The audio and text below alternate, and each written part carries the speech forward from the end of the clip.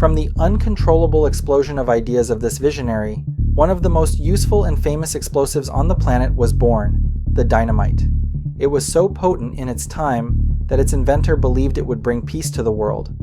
Something that obviously did not happen but led him to create the prestigious Nobel Prize and be hated by his heirs.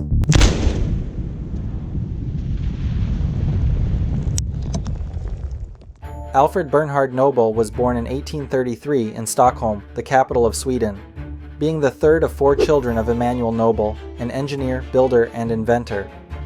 After numerous business failures in Sweden, Emanuel moved to St. Petersburg in 1837, where he spent many years making money as a manufacturer of explosive mines and military equipment for the Russian government.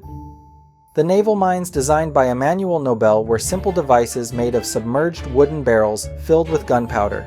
However, they worked perfectly to deter the British Royal Navy from the Gulf of Finland, protecting the city of St. Petersburg during the Crimean War and bringing significant profits to his company. In 1842, Alfred moved with his mother and siblings to St. Petersburg, where his father's stable financial condition allowed him and his brothers to receive a good education through private lessons. Besides excelling in chemistry and related subjects, Alfred became fluent in English, German, French, Swedish, and Russian. In 1850, his father decided it was time to expand his son's knowledge and sent him to visit Sweden and Germany to study chemistry for a year in Paris, and finally, for a few months' internship in the United States on the construction project of a warship. However, it was during his studies in Paris that had the most significant impact on young Alfred's destiny, when he became friends with Ascanio Sobrero, a young Italian chemist who, 3 years earlier, had invented nitroglycerin, a highly explosive liquid. To produce nitroglycerin, Ascanio mixed glycerin with sulfuric and nitric acid, resulting in a much more potent liquid explosive than gunpowder, but also much more dangerous to be of any practical use at the time due to its sensitivity to heat and pressure variations. Upon returning to Russia in 1852, Alfred began a professional career in his father's factory, which was operating at full capacity to meet the high demand for weapons from the Russian government during the Crimean War. Despite this, he dedicated time in collaboration with his father to carry out experiments with nitroglycerin to develop a commercially viable explosive. However, they did not have enough time to succeed in this endeavor.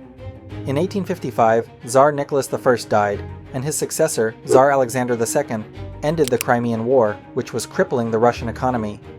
To address the situation, the Tsar implemented cost-cutting measures that significantly affected the military, leading Emanuel Nobel's business to bankruptcy in 1859.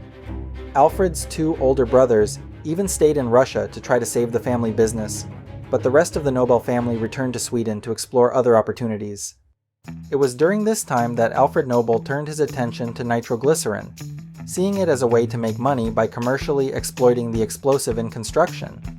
However, before that, he needed to find a safer way to handle it, since a single drop was capable of causing a hole in a piece of concrete. In 1862, he built a small laboratory on his father's property and began manufacturing nitroglycerin, developing techniques to prepare the mixture without it exploding in his face, such as cooling it during preparation. He designed a container with a coil circulating cold water while the mixture was prepared by raising and lowering a perforated disc connected to a rod. The process was monitored by a thermometer, and the apparatus was entirely constructed of iron, coated with lead to withstand acids. In the following year, 1863, he created a promising mixture of nitroglycerin and black powder that was patented and marketed as blasting oil. 5 times more powerful than gunpowder, according to newspapers of the time, and still very dangerous to handle. Another significant step taken in that same year was the development of a practical detonator, consisting of a wooden pin filled with gunpowder that detonated nitroglycerin through a shock wave as soon as the fuse was lit.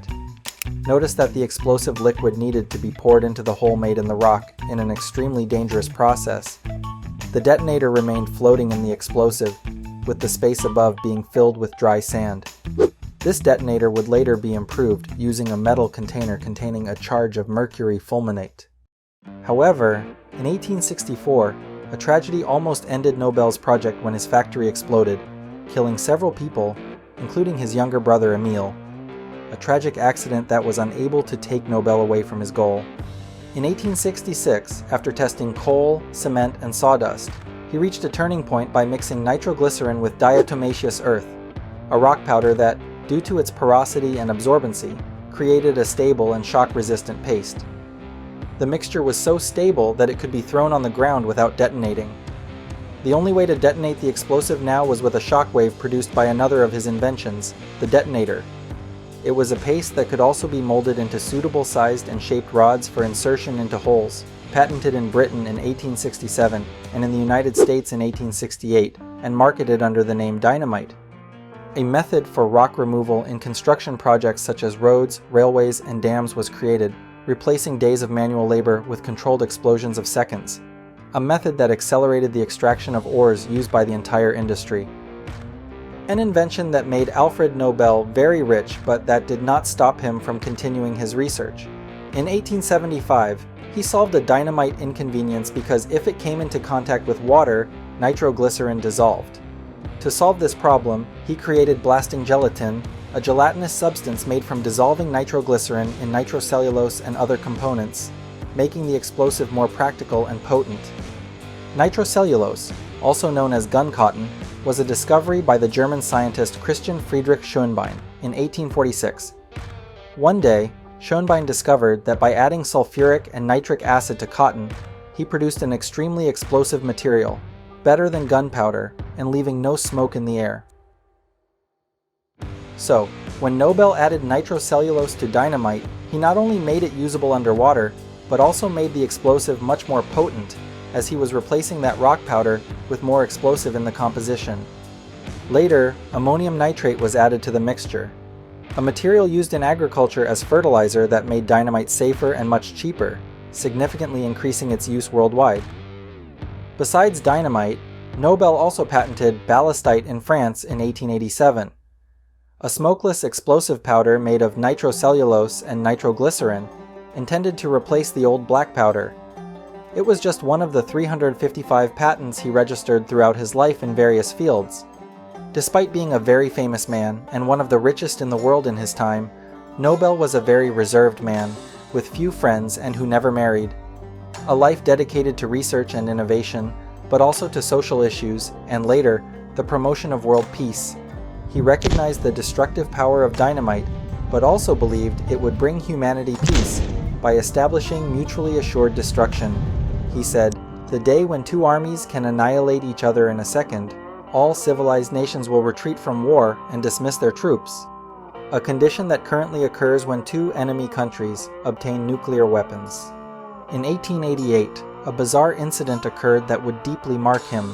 His second brother Ludwig died, and a French newspaper mistakenly declared Alfred Nobel's death with the description, "The merchant of death is dead." Imagine the impact this had on him. He, who claimed to be a pacifist, came from a family that had long made money selling weapons. His main invention, which he believed would bring world peace, fell far short of that. It was used as a weapon and also caused numerous accidents over the years, killing countless people. Reality was knocking on his door, showing him how he would truly be remembered for eternity, as a person associated with death. All of this, as you can imagine, made him reflect on his legacy, motivating him to create a surprising will that would shock all his relatives.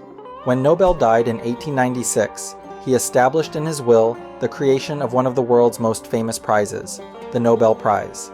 The will stated that 94% of his total assets would go to the creation of a donation fund to honor achievements in the fields of physics, chemistry, physiology or medicine, literature, for the promotion of peace, and, later added in 1968, in the field of economic sciences.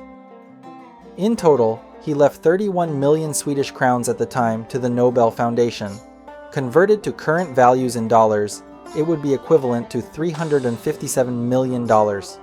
Today, we know that his plan worked, as most people are familiar with the Nobel Prize, but unaware of the explosive past of its creator. Oh, and remember his two brothers who stayed in Russia in 1859 to try to save what remained of the Nobel family's business? Well, they did a good job. In 1879, Ludwig and Robert founded the oil company Nobel in Baku, where Azerbaijan is currently located, developing the newly discovered oil fields and later in Chelyken, Turkmenistan. The company had 6 partners, 3 Russian barons, and the 3 Nobel brothers. That's right, Alfred Nobel was also a partner, but it was Ludwig Nobel who had more than 50% of the shares, a company that quickly became the second largest oil company in the world, making them immensely rich. Well, at least until 1920 when it was nationalized by the Bolsheviks. Well, I'll end it here. If you enjoyed the video, don't forget to like and subscribe. New videos are on the way.